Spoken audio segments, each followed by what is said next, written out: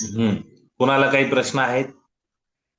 आणि प्रश्न असं काही गरजेचं नाही की आपल्या विचारा. शेतीशी संबंधित असतील. जीवनामध्ये एखादं तुम्हाला अडचण येत असेल, काही गोष्टींचं तुम्हाला उत्तर सापडत नसतील, किंवा मार्गदर्शन हवं असेल की याच्यातून कसं बाहेर पडायचं. उदाहरणार्थ आता माझाच एक प्रश्न आहे की बाबा, आपल्याला आपण जरी प्रॅक्टिसवर असलो आणि आपल्या मनाविरुद्ध कोणी केलं, किंवा समजा मी काहीतरी चांगली गोष्ट करतोय आणि त्याच्यात मला कोणीतरी आडकाठी आणतंय आणि त्यावेळेस मला राग निर्माण झाला, तर काय केलं पाहिजे अशा वेळेला? म्हणजे की आपण जरी चांगलं काम करतोय आणि त्या चांगल्या काम करताना आपल्याला वाटतं की कुणीतरी आपल्याला सपोर्ट नाही करत, मग तरी पण मग आपल्याला राग येतो. आपण काम तर धम्माचच करतोय, पण तरी आपल्यामध्ये जे बेसिक विकार आहेत ते आहेतच, की इन्स्टंटली राग यायला लागला. याचा अर्थ काय की कुठंतरी जे आहे म्हणजे अ, जे मैत्री म्हणा किंवा कळलेलं नाहीये, है ना. कारण विकार येतो आणि आल्यावर, व्यक्त झाल्यावर आपल्याला लक्षात येतं की अरे मला राग आला. तर त्याच्या अगोदर कसं थांबू शकतो आपण, असं. सेम माझा पण हाच प्रश्न आहे. हा, विचारा. म्हणजे मी माझ्या पद्धतीने मांडलंय, तुम्ही तुमचा मांडा. हा, मांडा. तसाच प्रश्न असेल तर बोला, तुम्ही तुमच्या भाषेत बोला. त्याचं उत्तर फार सोपं आहे, सरळ आहे. हा, म्हणजे माझा पण प्रश्न आहे की आता आपण धम्माच्या वाटेवरती आहोत आणि म्हणजे मग म्हणजे इतरांच्या मध्ये ना आपल्यामध्ये थोडासा आपल्याला फरक जाणवतो की म्हणजे आपण वेगळ्या दिशेने आहोत आणि समोरचा वेगळ्या दिशेने आहे म्हणजे आणि आपल्याला जाणवतं की तो चुकीचं वागतोय किंवा आपल्यामध्ये अडथळे येत आहेत. तर मग त्यावेळेस ते कसं मॅनेज केलं पाहिजे त्याला का आपल्याला?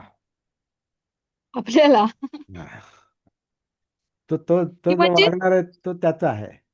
हा, तो जे वागणार आहे तो त्याचाच आहे. ते पण त्याचा आपण आहे, म्हणजे पण नाही का की आपल्यावर आपण आता परिणाम स्वतःला होतो ती आपली जबाबदारी आहे.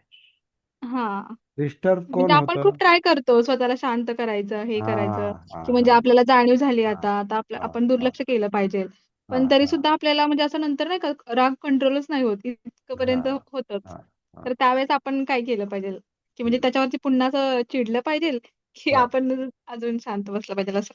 पुन्हा चिडलं तर काय होईल? चिड कमी होईल का वाढेल?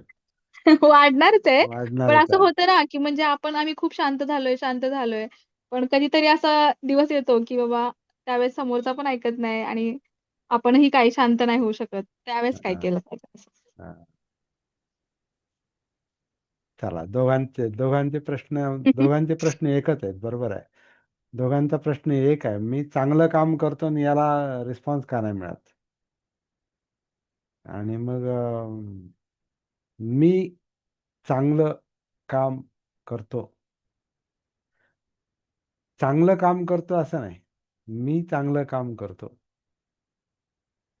चांगलं काम हे चांगलंच आहे, पण मी चांगलं काम करतो ही त्याला पर्सनलाइज करणं, म्हणजे त्याला मी जो आहे ना, हा हा मी प्रॉब्लेम आहे. म्हणजे त्याला त्याला सत्कार दृष्टी म्हटलेला आहे. म्हणजे मीची धारणा जी आहे ना, ती कधी कधी ती वाईटाला लागू पडते आणि चांगल्याला लागू पडते. म्हणजे वाईट काम करत असू आणि मी वाईट काम करतोय, आणि चांगलं काम करत असू आणि मी चांगलं काम करतोय, या दोन्हीतला जो मी आहे ना, त्याचं स्वरूप एकच आहे.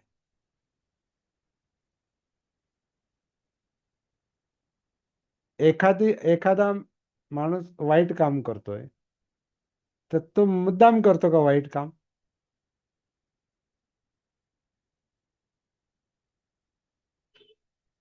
मुद्दाम नाही करत तो.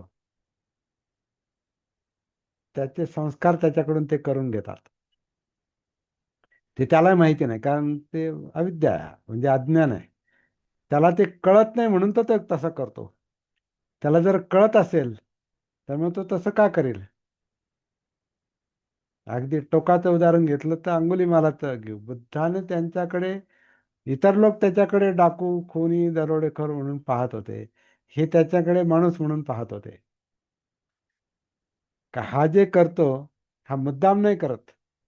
अशी काहीतरी परिस्थिती निर्माण झालेली आहे, अशी काहीतरी त्याची मनस्थिती तयार झालेली आहे, की तो हे सगळं करायला त्या संस्कारांनी, त्या वळणानं भाग पाडलेला आहे त्याला.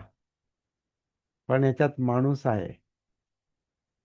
आणि बुद्धाने त्याच्याशी बोलून त्यातला माणूस जागा केला, त्याला भानावर आणलं आणि त्याची त्याला चूक कळाली का मी असं असं करतोय, वागतोय आणि हे माझ्यासाठी घातक आहे. हे पहिलं त्याला हे लक्षात आलं, हे माझ्यासाठी घातक आहे. आता आपला प्रश्न आहे, आपण चांगलं काम करतो, हे आपल्यासाठी आनंद देणारी गोष्ट आहे, सुखदायक गोष्ट आहे. धम्मपदातली ती गाथा आहे ना का, मी चांगलं काम केलं म्हणून तो मुदित होतो, आनंदित होतो, आणखी आनंदित होतो. आणि वाईट काम केलं का मी वाईट काम केलं ह्याने तो खचून जातो. चांगलं काम केलं की मी चांगलं काम केलं ह्याने तो आनंदित होतो. आपलं कर्म आपल्याला सुख दुःखात टाकतं. आता आपण चांगलं काम करतो, समजा आता आपण आता हे कल्याण मित्र कम्युनिटी क्रिएट केली आणि आता याच्यामध्ये खूप लोकांनी यावं अशी अपेक्षा आहे आपल्याला. पण येणाऱ्यांची मानसिकता कशी आहे, त्यांना हा विषय लक्षात आलाय का, याचं महत्व लक्षात आलंय का? जोपर्यंत ते लक्षात येत नाही तोपर्यंत ते याला रिस्पॉन्स देणारच नाही. एखादा माणूस म्हणतो मला फार चांगलं गाणं येतं आणि माझं गाणं ऐकाच तुम्ही,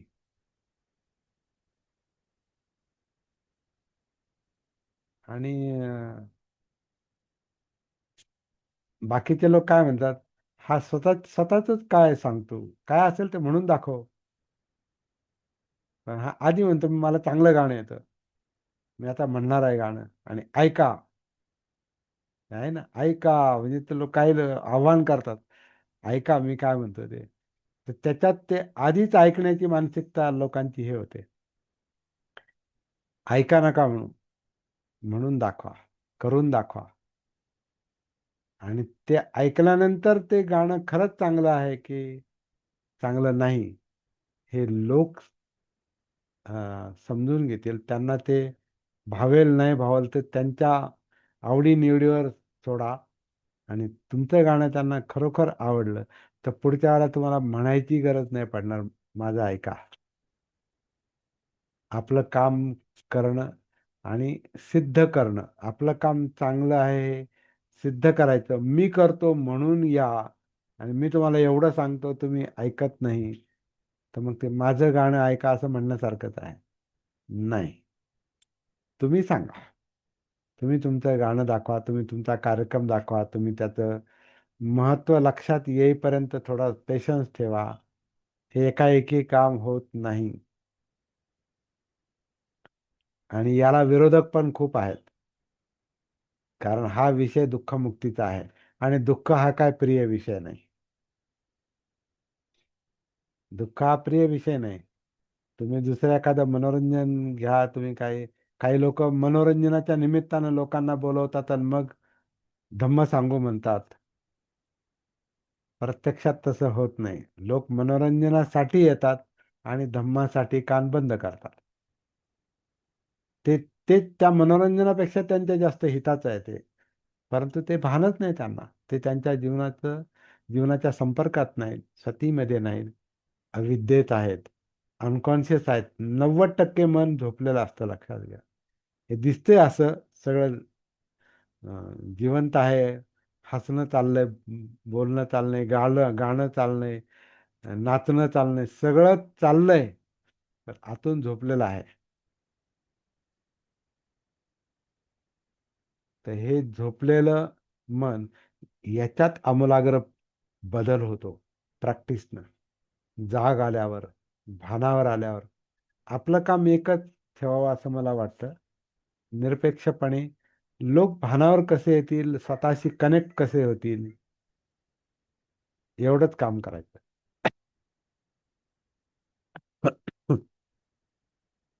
आलेच पाहिजेत आणि ऐकलंच पाहिजे, पर्सनलाइज करायचं नाही. मी करतो अशी भावना असेल तो आत्मभाव आहे. आणि अनात्म ज्याला कळतं त्याचं काम बरोबर चालतं पुढे. सभ्ये धम्मा अनत्ताती.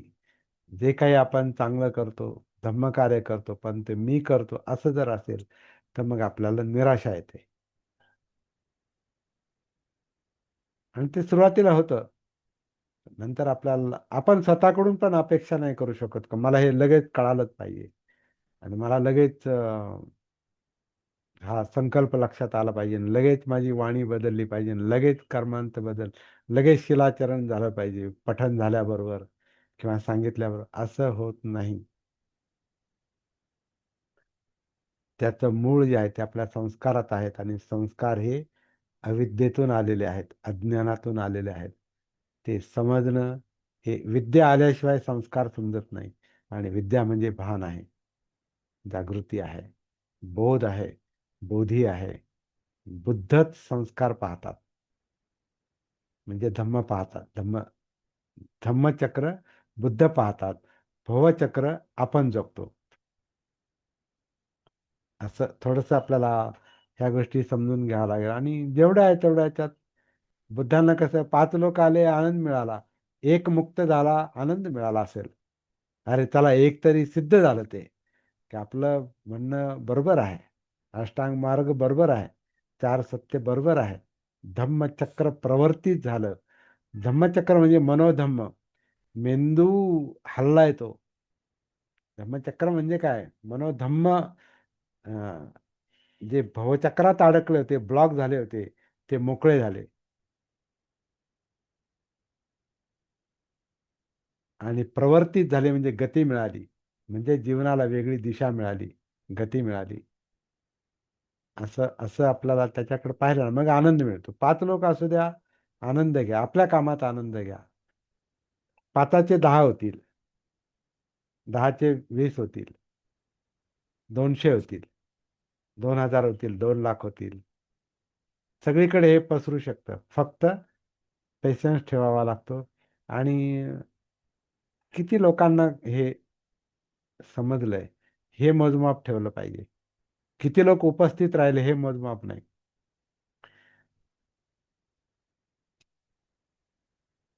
गर्दी गर्दी नाही पाहिजे, दर्दी लोक पाहिजे.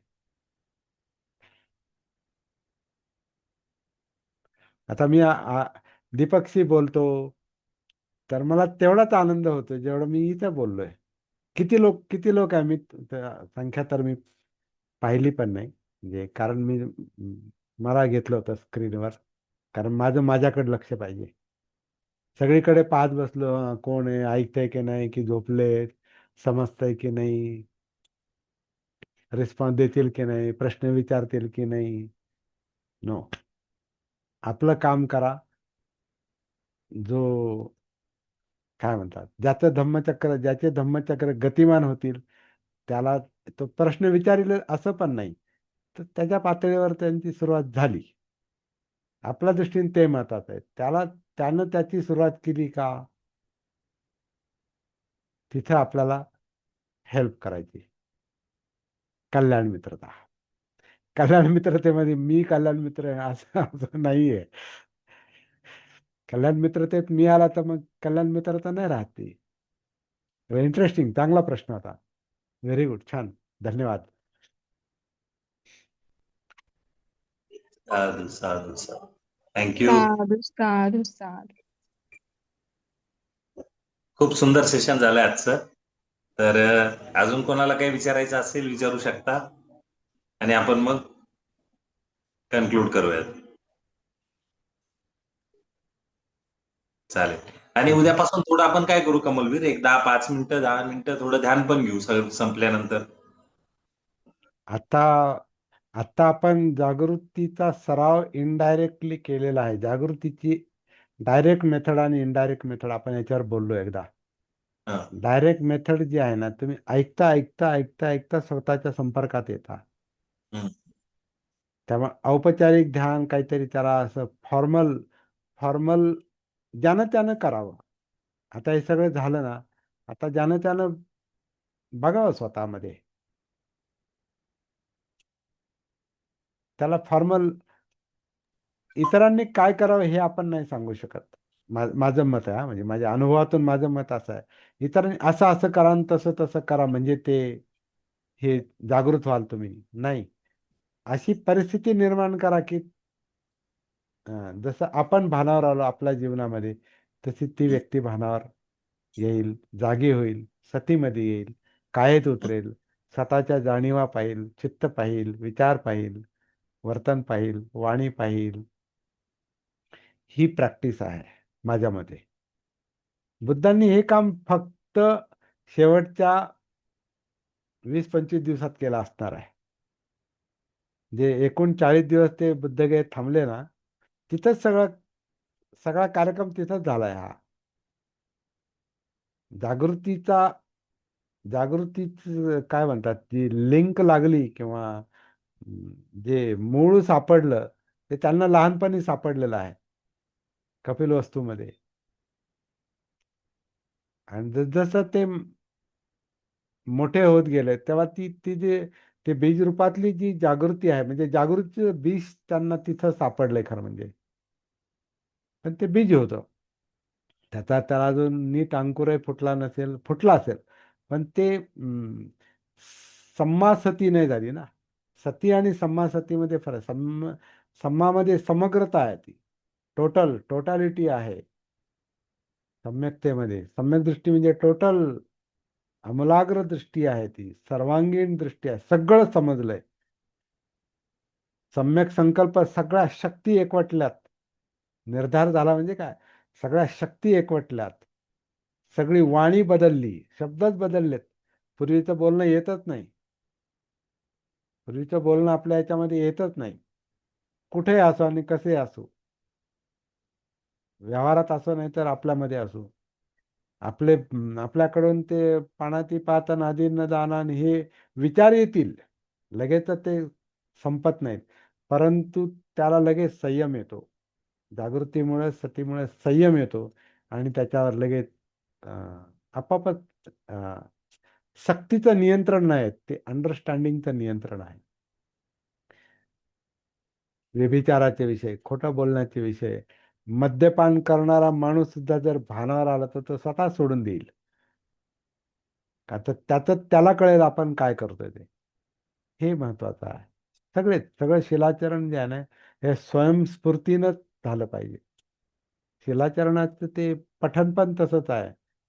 सिक्खापदं समादियामी. आता मी आहे त्याच्या, मी ग्रहण करतो म्हणजे मी तसा संकल्प करतोय. प्रतिज्ञा म्हणजे काय, तो संकल्प आहे का मी पाणातिपात करणार नाही, ही शिक्षा मी ग्रहण करतोय. म्हणजे तो स्वतः जबाबदारी घेतोय प्राणातिपात न करण्याची, खोटं न बोलण्याची, चोरी न करण्याची, व्यभिचार न करण्याची, दारू न पिण्याची, व्यर्थ बडबड न करण्याची, निंदा न करण्याची. त्यामुळे तुमचा जो मुद्दा आहे ना की आपण ध्यानाला बसू, मग आतापर्यंत काय केलं? आता एक तासभर आपण काय केलं? कोणत्या फॉर्मॅलिटीची गरज नाही. ज्याने त्याने ते करावं, स्वतःमध्ये उतरावं, स्वतःला पाहावं. ती पर्सनल गोष्ट आहे. इथं सगळ्यांनी एक साथ सगळे आपण करू, सामुदायिक काम नाहीच आहे. म्हणून एकट्या कौंडिण्याला आधी समजलंय, पाची लोकांना का नाही समजलं आधी? धडाधड कसे बुद्धांनी प्रवचनं दिली आणि सगळे एकदमच बुद्ध झाले, असं झालंय का? असं नाही होत ते. 1 to 1 काम आहे, काउन्सिलिंगचं काम आहे. कल्याण मित्रता म्हणजे काउन्सिलिंग आहे.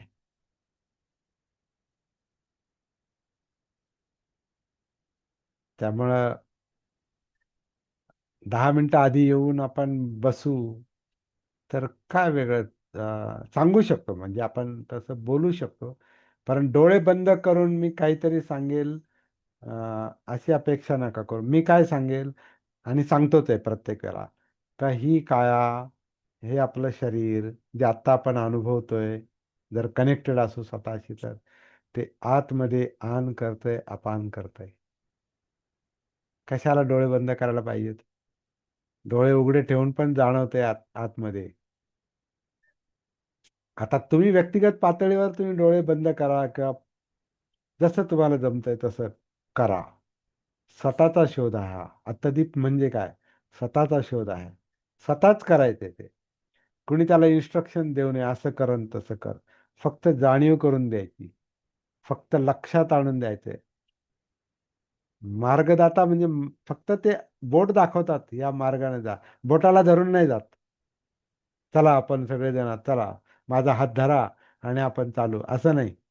हा मार्ग आहे, हे दुःख आहे, हे दुःखाचं कारण आहे, याचं निवारण असं असं होईल, हे करून पहा, करून पहा. किंवा करून पहा असं पण नाही, ये ही पस्तिको, ये स्वतःमध्ये ये आणि पहा.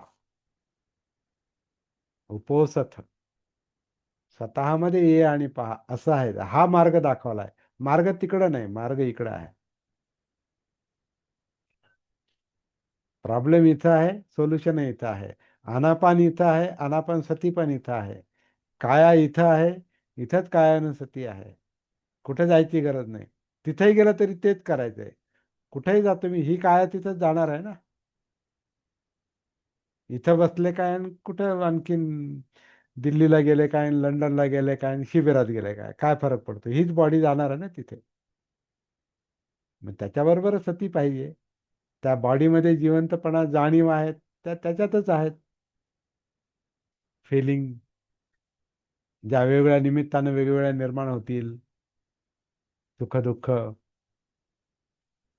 लोभ द्वेषाचे जे विज्ञान आहे, ज्या जाणीव आहेत, लोभ चित्त, ते जिथं जाऊ तिथं आहे ना बरोबर. इथं थोडं असं, आता आत्ता बसला, आत्ता बसायचं ना आत्ता पाहायचंय. आत्ता पाहू ते आत्ताच चित्त आहे. आत्ता पाहू ती आत्ताची काय आहे. आत्ताचा श्वास आहे. श्वास कधी रिपीट होत नाही. या क्षणातला श्वास परत येत नाही, तो गेला, तो फिनिश. आन झालं परत तेच आन नाही, दुसरं आन आहे. अपान झालं तेच अपान नाही, दुसरं अपान आहे. नदीचं पाणी वाहत आहे, एकच पाणी कधीच वाहत नाही. जे वाहत आलेलं आहे ते पुढे जाते, दुसरं येत आहे. पाणी एकच नाही. तसं आपलं जीवन पण एकच नाही, अनित्य आहे, गती आहे, बदलत चाललेलं आहे.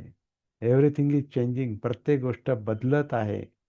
तसा श्वास पण बदलतोय, काया पण बदलते, जाणीवा बदलतात, इमोशन्स बदलतात, विचार बदलतात. पाहणं, ऐकणं, गंध, चव प्रत्येक क्षणामध्ये वेगवेगळं आहे. एकच काहीच नाही. अनित्य, हे अनित्य आहे. आणि हे अनित्य आत उतरल्यावर आपल्याला दिसतं. त्याचं नाव सती आहे. त्यामुळे मी प्रत्यक्षात जरी घेतलं तरी मी हेच सांगणार आहे. पण मी इन्स्ट्रक्शन म्हणून सांगणार नाही, की असं करा आणि तसं करा. कस जसं आहे तसं पहा. आत्ता या क्षणात ही काया कसं आतून आत आन करते. आता बघा, जेव्हा मी आन शब्द सांगतो तेव्हा ऍक्च्युअली मी अपान करतोय. कारण आन मध्ये मी आन शब्द पण उच्चारू शकत नाही. कारण आनचा अर्थ काय होतो? श्वासाचं आत येणं. आणि जेव्हा श्वास आत येतो तेव्हा मी बोलू शकत नाही. म्हणजे आन शब्द मी अपान मध्ये सांगतोय आणि अपान मध्ये अपान सांगतोय, ते ठीक आहे. कारण श्वास बाहेर पडतो तेव्हा अपान होतं, आणि अपान होतं म्हणून आपल्याला शब्द बोलता येतात. तर जेव्हा आन होतंय तेव्हा आन सती, अपान होतं तेव्हा अपान सती. तिथं बोलण्याची गरज नाही. अपान होतंय, काया अनापान करते. मग त्या निमित्ताने आपण कायेत उतरतो. मग कायानुसती होते. काया ही जिवंत आहे, टॉप टू बॉटम, डोक्यापासून पायापर्यंत. त्याच्यामध्ये जाणीवा आहेत, फिलिंग्ज आहेत. तो आपला अभ्यासाचा मुख्य विषय आहे. त्याच्यामध्ये सुखदुःख आहेत. सुखदुःखाचं कारण, समुदय, ते चित्त आहे. चित्तामध्ये लोभ आहे, द्वेष आहे. पाहिजे पाहिजे पाहिजे पाहिजे पाहिजे, खूप पाहिजे. नको नको नको नको नको, एकदम नकोच. खतम करा, नष्ट करा, विध्वंस करा. तर नको, नकोचा जो, नकोचं जे टोक आहे, द्वेषाचं जे टोक आहे, अतिरेक आहे, तो विहिंसा आहे, विध्वंस आहे. त्याच्यानुसार आपले विचार काम करतात, मनोधर्म काम करतात. हे सगळं सतीला दिसतं. म्हणून आतलं काम आहे, अंदर की बात आहे. याच्यापेक्षा काय वेगळी साधना पाहिजे? ज्यानं त्यानं करायचंय आणि ज्यानं त्यानं पठ्ठाण करायचंय, म्हणजे पुढे जायचंय, आतमध्ये पुढे जायचंय. प्रस्थान, गाडी प्रस्थान कर रही म्हणतो ना आपण, आगे जा रही. तशी सती पुढे जाते. म्हणजे कुठे जाते? श्वासात, श्वासातून कायेमध्ये, जाणीवांमध्ये, चित्तामध्ये म्हणजे इमोशन्समध्ये, मेंदूमध्ये म्हणजे विचारांमध्ये, पाहण्यात, ऐकण्यात, गंध, चव, स्पर्श, डोळे, कान, नाक, जीभ, त्वचा, चालणं, बसणं, उठणं, झोपणं, जेवणं, खाणं, पिणं, कार्यक्रम ऐकणं. इथं आहे सती, इथं आहे. सती हे वर्तमानातलं काम आहे, आत्ताचं काम आहे. सती मागचं पुढचं काम नाही. भान जे आहे हे वर्तमानाचं भान आहे. त्यामुळे आपण सती म्हणजे प्रेझेन्समध्ये येतो, इथं येतो, वर्तमानात येतो. आणि मग आपलं वर्तमान अस्तित्व, जीवन आपल्याला जाणवतं. तिथं आपण जीवन समजून घेतो.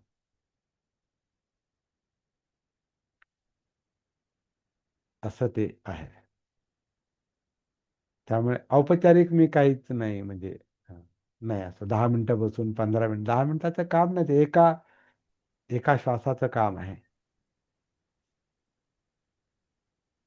एक एक एक आन एक अपान जरी पूर्ण आपल्याला जाणवलं ना, तरी काम पुढे चाललंय. मी 10 मिनिटं बसलं, 15 मिनिटं बसलं, सकाळी बसलं, संध्याकाळी बसलं, असं कामच नाही ते. आत्ताचं काम आहे. Here and now. हे ही पस्तिको. इथंच या आणि इथंच पहा, आत्ताच पहा. नंतर पाहून नंतर बसू नाही, लगेच इथंच. बोलतोय तर बोलतोय, ऐकतोय तर ऐकतोय, पाहतोय तर पाहतोय. जे काही आत्ता चाललेलं आहे तो सतीचा विषय आहे, जागृतीचा विषय आहे. मग आत्ता त्याच्यात संकल्प दिसतील, दृष्टी दिसेल, संकल्प जाणवेल, वाणी बोलतोय हे जाणवतंय. जास्त बोलण्याचं काम नाही, तो काम जारी रखो, बस. साधू साधू साधू. खूप सुंदर कमलवीर, खूप सुंदर. मला म्हणजे वाटतं तुमच्या सूचनेला मी नकार दिला बरं का, एका अर्थानं. नाही नाही, होकार दिला ना, उत्तर दिलं ना तुम्ही, झाले ना साधना, नाही, अजून काय पाहिजे? तुम्ही जे म्हटलं ना आधी 10 मिनिटं बसायचं, नाही. मी या क्षणात बसेल, आत्ता वर्तमानात. आत्ता काम चालू आहे ते. डायरेक्ट आणि इनडायरेक्ट मेथड एवढाच फरक आहे. ही आपण इनडायरेक्ट मेथड आहे कनेक्ट होण्याची, आणि डायरेक्ट मेथड ही ज्याने त्याने करायची.